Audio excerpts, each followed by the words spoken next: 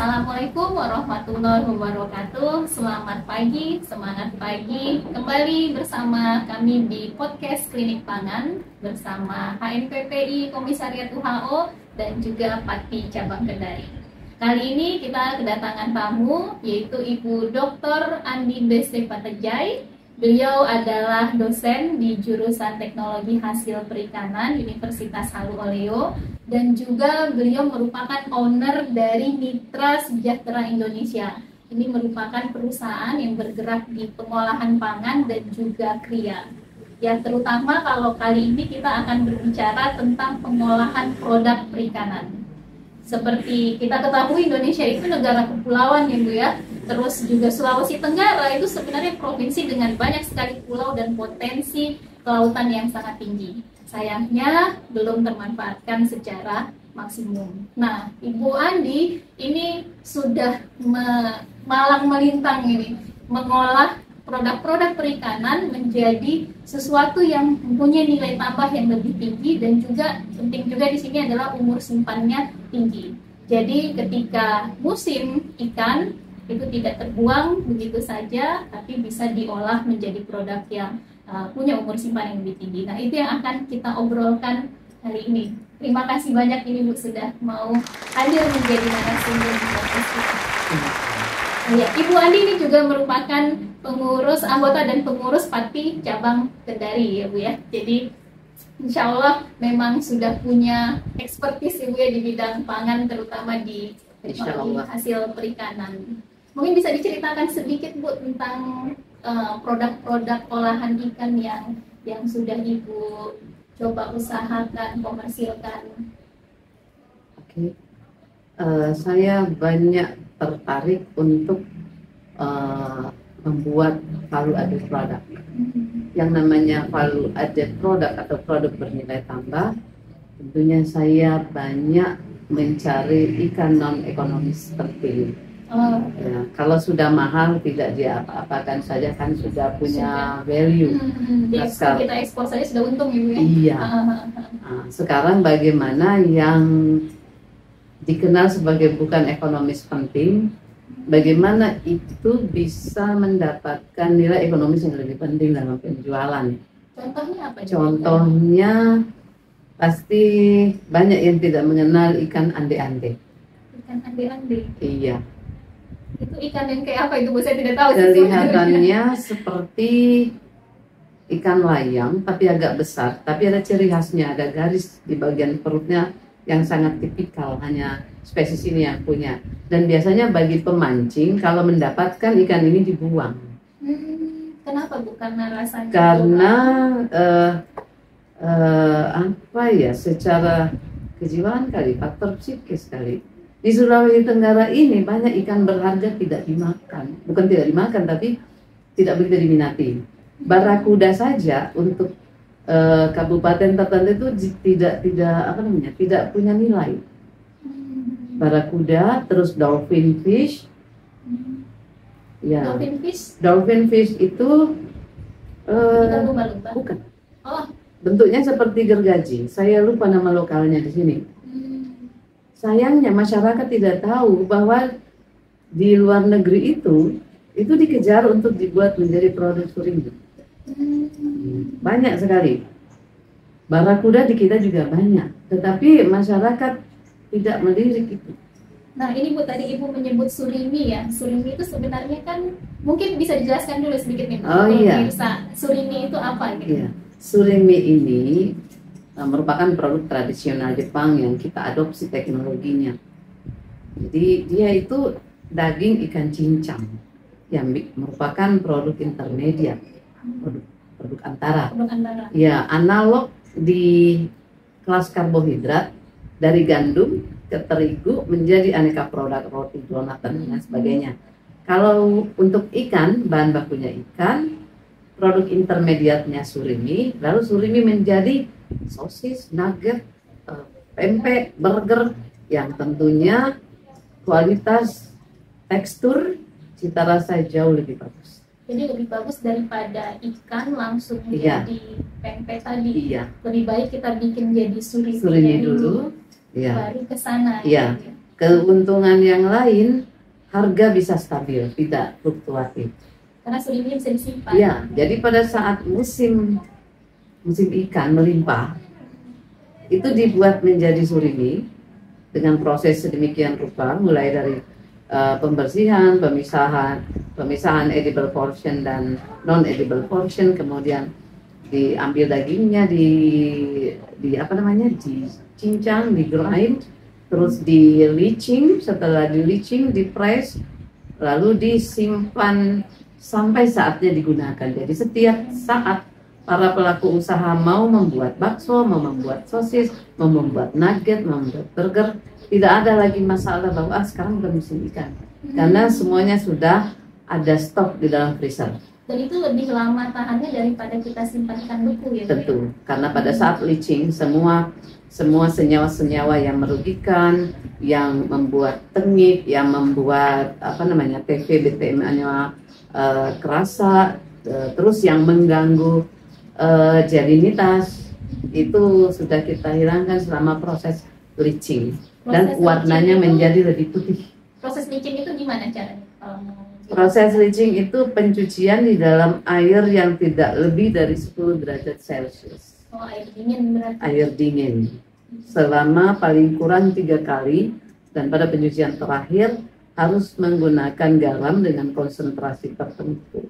Lalu kemudian dilakukan pengepresan sampai kira-kira airnya 80%. Itu bisa dilakukan di rumah tangga bisa atau banget. Harus pakai alat tertentu? Bisa banget. Iya, saya cuma pakai wadah kedap temperatur, semacam termos nasi biasa. Iya, itu untuk skala rumah tangga. Ngepresnya pakai apa? Ngepresnya pakai cheesecloth. Orang lokal bilang kain belacu. Kain belacu. Iya. Kenapa pakai cheesecloth? Supaya tidak terlalu banyak yang terbuang. Jadi nanti tinggal ditiban saja, mungkin pakai apa supaya airnya hilang. Jadi kayak bikin tahu ya Bu ya? Persis. Ya mungkin sampai dinamakan cheesecloth karena itu digunakan untuk buat keju. Kejunya Indonesia tahu ya Bu ya? Iya. betul. Oh, jadi tadi ikan, terus bisa ikan apa saja atau ada ikan tertentu yang bisa dijadikan surimi? Oh iya, ada yang excellent, ada yang baik, dan ada yang B aja. Perlu treatment. Misalnya ikan yang warna putih dan memang jalinitasnya bagus, itu yang kita sebut excellent. Itu warna putih. Mungkin barakuda. Iya. Terus ada juga ikan ande-ande, mungkin itu termasuk baik, walaupun tidak excellent, tapi baik. Kemudian ada ikan yang biasanya tidak digunakan sebagai bahan baku surimi, tetapi di kita melimpah itu bisa, tapi ada treatment tertentu untuk menurunkan pH-nya. Itu kalau kayak tenggiri yang untuk tempe itu kategori excellent, bagus sekali atau? Iya, kalau tenggiri itu excellent, cuman dari sudut pandang ekonomi terlalu mahal untuk dijadikan surimi. Oh gitu. Ya kan, kalau tenggiri tidak diapa-apakan saja sudah enak. Kita ini mau menjual yang dijangkau konsumen, yang ramah dengan konsumen. Jadi ada kesalahpahaman di masyarakat, nanti jenis ikan tertentu baru bagus.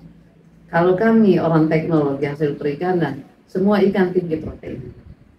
Secara gizi semuanya baik ya? Baik, iya. Dan ada beberapa ikan proteinnya tinggi, sifat fungsionalnya bagus, teksturnya bagus, tetapi mungkin karena kultur ya dianggap tidak berharga, seperti dolphin fish. Nah itu dagingnya putih. Ande-ande juga dagingnya putih dan gelnya bagus. Kan memang pada saat leaching itu dikeluarkan bagian-bagian protein yang akan mengganggu jalinitasnya, karena yang namanya sosis, nugget, bakso, apalagi burger itu kita kenal sebagai jellyfish product. Jellyfish product. Iya. Karena kayak gel. Karena kita mengedepankan jelinitasnya. Cuman orang Kenyang awam, ya. iya orang awam selalu kalau jelly itu pasti kerajinan. Kalau semua produk yang kita andalkan jelinitasnya kita sebut jelly produk. Jadi Bu tadi sudah jadi surimi, berarti bisa bikin produk banyak sekali tadi ya. Bu. Ya. Kalau peluang usahanya bagaimana? Bu? Ibu sendiri ini ya Bu ya, produksi untuk komersil ya di Iya. di apa Mitra Sejahtera Indonesia. Iya. Iya. Dan bagaimana Bu prospeknya? Iya, karena produk kita secara kualitas bersaing, jadi produknya selalu sold out Selalu dengan harga lebih tinggi dibanding dengan produk yang lain, produknya dari pelaku usaha yang lain. Karena gini, yang namanya produk pangan kalau cocok di lidah konsumen itu ada yang namanya kita bisa memelihara repeat order. Iya. Jadi akan terus Iya. memesan gitu ya? Iya. Ada harga, ada meskipun harganya kan lebih tinggi. Jadi ada harga, ada kualitas. Iya. Terus yang kedua, bagi orang teknologi hasil perikanan itu tidak ada kata limbah. Jadi kita membuat produk ini dengan menerapkan konsep blue economy to zero waste. Iya. Jadi bagian kepala dan bagian belly portion, ya, dia berlemak gitu ya? iya, lemak di bagian belly portion itu kan kita tidak jadikan surimi, tetapi kita jadikan sup kepala ikan beku. Iya. Jadi itu tinggal seduh konsepnya? Iya, tinggal reheat, sudah siap, sudah bumbu sudah. Berarti mau saya pesan nih kalau gitu ya? Boleh, nanti dikasih diskon. Kasih, alhamdulillah rezeki Iya. anak soleh. Terus daging di bagian apa namanya, bagian tulang kalau masih bisa dikerap. Itu dijadikan? Dicampur dengan bahan surimi. Tapi kalau misalnya banyak biasanya dikukus sebagai bahan baku untuk membuat abon. Oh iya, abon hitam. Iya. Kalau tulangnya bisa menjadi produk kerajinan tangan, tulangnya termasuk tulang kepala, dan bisa juga menjadi sumber kalsium untuk pakan ternak. Iya. Itu kria maksudnya Kerajinan tangan. Dihancurkan dulu? Enggak, di model ya, namanya seniman itu imajinasinya jauh. Ada yang model apa ya, skuter, oh jadi disusun kereta. tulangnya. Iya. Dan Terus itu dilakukan juga di perusahaan ini. ada ya, tulang ikan itu. iya. Wow, keren. Pokoknya nggak ada Kalau mau limbah. jalan-jalan ke tempat usaha itu boleh kita cantum? Boleh, kalau gantungan kunci gratis. Oh, dengan kunci juga. Terus bagian apa namanya, visceral. Apa Iya. namanya? Organ dalam. Organ dalam. Viscera itu kan di hati itu banyak vitamin A, banyak lemak. Jadi kalau mau diproses untuk mengekstrak omega 3 bisa. Ya. Jadi itu bisa satu usaha. Iya. Satu bahan baku maksudnya Iya. itu bisa jadi berbagai produk sebenarnya. Jadi kalau ada kelompok lain yang mau memanfaatkan itu, tentu pengambilan organ viscera itu kami atur supaya kualitas omega 3 itu tidak rusak.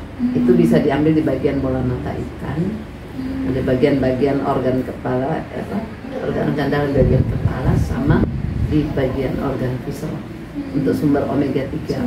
Ya. Nah, karena sekarang tidak ada yang join dengan kami di situ, itu hanya kami jadikan saja pupuk organik.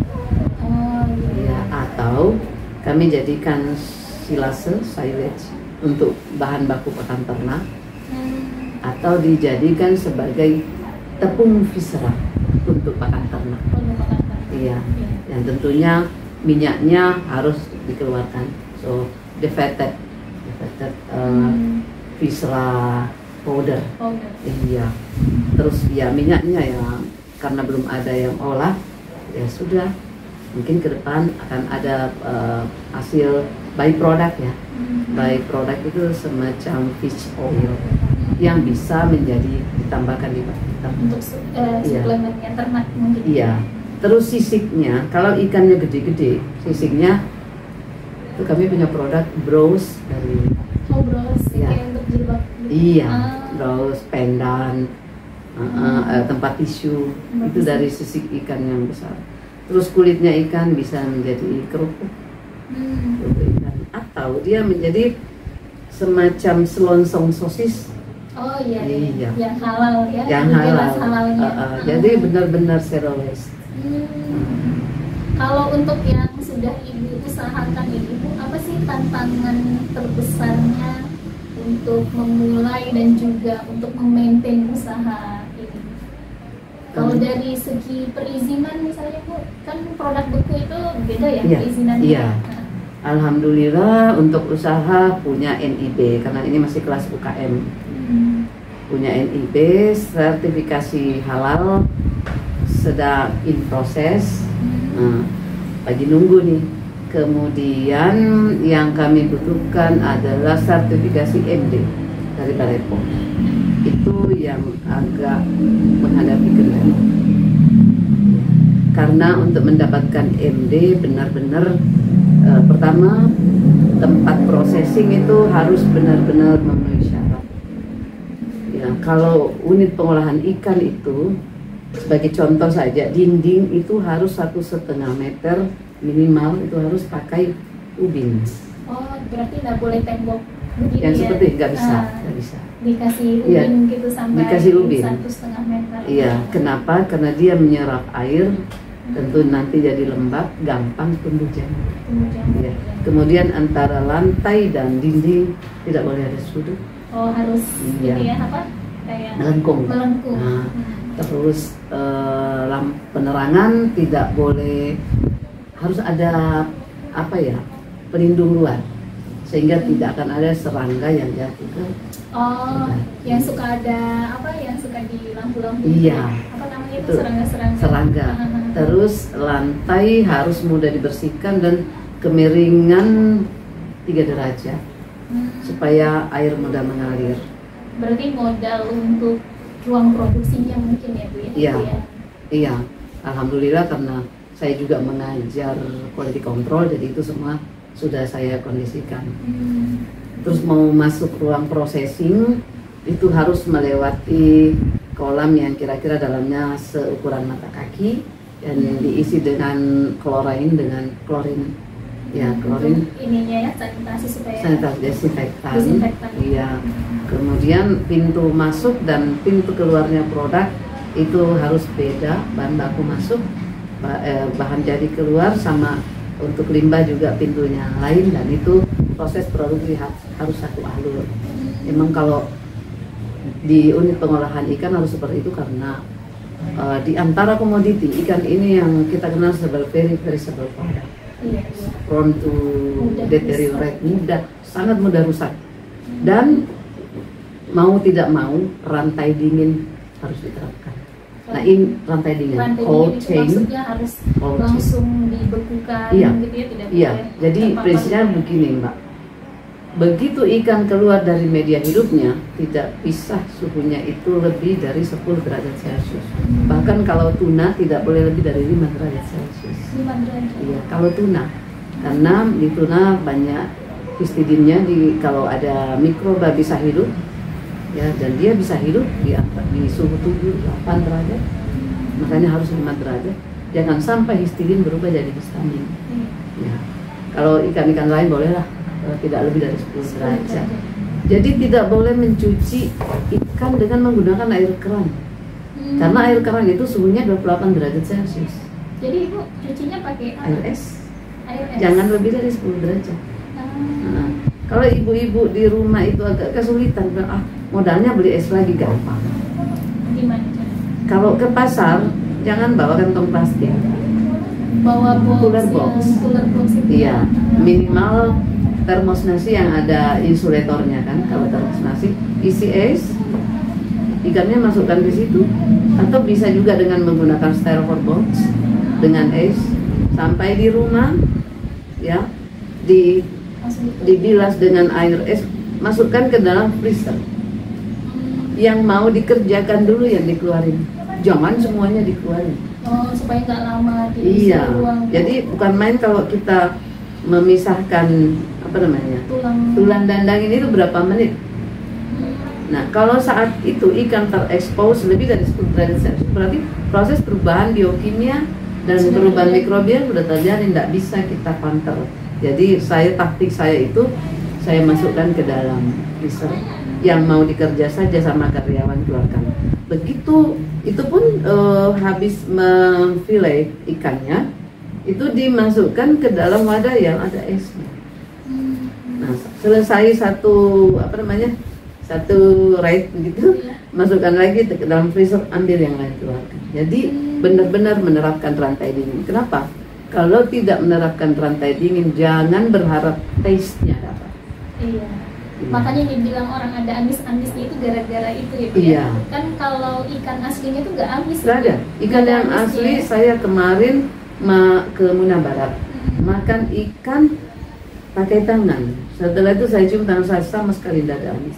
Karena ikannya masih seger, mata masih kinclong, daging masih kelihatan ngejel, itu sudah dimasak. Jadi benar-benar dapat taste-nya. Saya bilang, saya seperti orang Jepang yang makan ikan. Makan sashimi ya? Iya. Ya, ini yang sering dilupakan itu.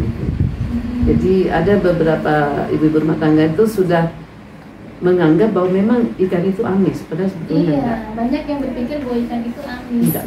Iya, itu karena prosesnya saja yang tidak menerapkan cold chain atau rantai dingin. Ternyata banyak sekali ya, Bu, yang bisa diolah dengan satu ikan saja gitu. Ya. Nah, gimana, Bu, prospek usahanya untuk UMKM ini? Prospeknya sangat menjanjikan. Pertama, di perairan Sulawesi Tenggara itu ikannya multispesies dan masih tingkat kemunduran mutunya itu kecil sekali karena dekat dengan sumber tangkapan. Kemudian lifestyle ibu-ibu sekarang itu sudah banyak berubah, banyak yang banyak yang bekerja, banyak yang berperan ganda, dan banyak yang lebih banyak jadi viewer jadi follower, dan banyak yang menggunakan waktunya untuk melihat mudah-mudahan termasuk melihat podcast ini ya, Bu ya. Amin, Allahumma amin. Smartphone. Iya. Jadi mereka membutuhkan, karena kan itu ikan, mereka kesannya merepotkan. Iya. Ya. Dan banyak tulangnya. Nah, sekarang kita siapkan, mau ready to cook boleh, mau ready to eat boleh. Siap dimakan, siap dimakan. Tetap bergizi. Iya. Tidak merasa bersalah. Kadang kan kalau kita makan nugget, sosis kan merasa bersalah ya, Bu ya, ada pengawet dan sebagainya gitu. Kalau bakso ikan ini kan tidak ada nitrit dan nitratnya itu. Nah, karena gini, ikan itu kan asam glutamatnya tinggi. Ada 10 asam amino yang ada di ikan, nah 10 asam amino antara lainnya, di antara asam amino yang lain, 10 asam amino yang ada di ikan ini punya sumbangan terhadap taste. Produk saya, alhamdulillah nggak perlu saya pakai ikan micin. Nggak perlu.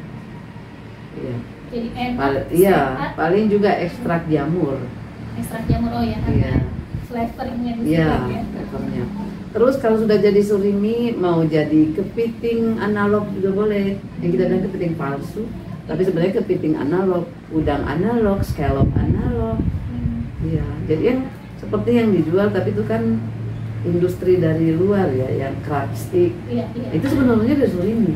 Dari sini bisa kita olah sendiri juga. Bisa. Gitu ya? Iya, malah ikannya lebih segar karena perairan kita yang bersih, jarak tempuh untuk sampai ke ruang processing juga dekat. Yang penting jangan melupakan cold chain, rantai dingin.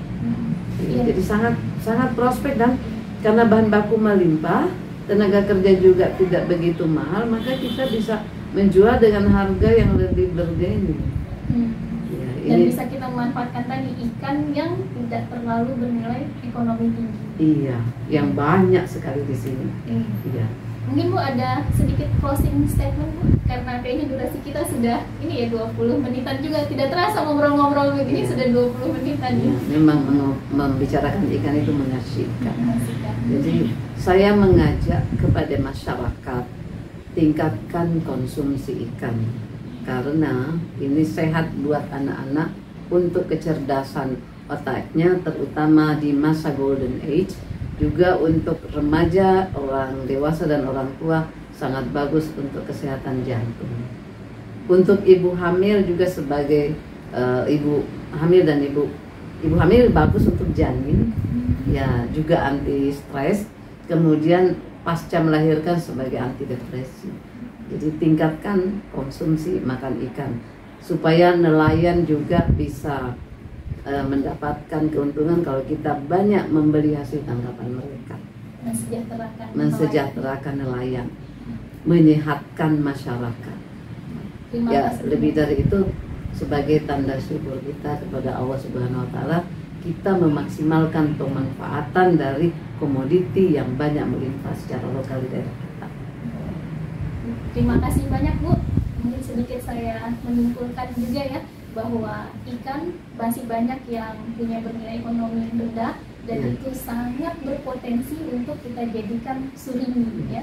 Dan surimi itu bisa kita konversi nanti jadi aneka produk yang bernilai ekonomi tinggi, value added product. Dan itu bisa dilakukan oleh UMKM yang terpenting memperhatikan cold chain sama sanitasinya. Iya, betul. Dan gizinya sangat tinggi protein tanpa ada tambahan bahan-bahan yang penyedap rasa misalnya, karena sudah punya tadi asam aminoglutamat ya, yang antara lain asam glutamat, ada arginin juga.